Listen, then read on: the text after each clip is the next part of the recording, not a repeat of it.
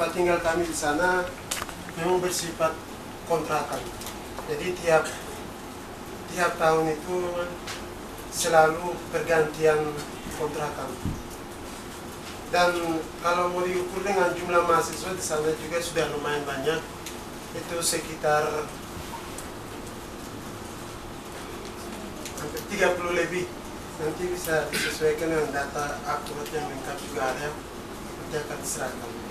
Jadi kami mau untuk mahasiswa asal Provinsi Gorontalo untuk masalah tempat tinggal kami harus disamakan dan bersifatnya harus diadakan rumah permanen.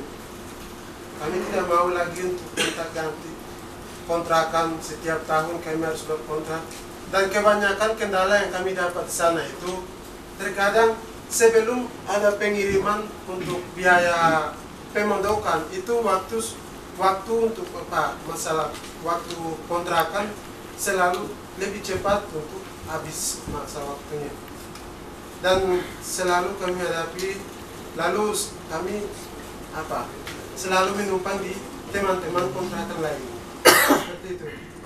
Jadi itu yang menjadi kendala kami di sana, dan aspirasi kami sama seperti teman-teman di sana. Nah, itu saja, dan mungkin sekian dari aspirasi kami waktu saya kembali. Terima kasih.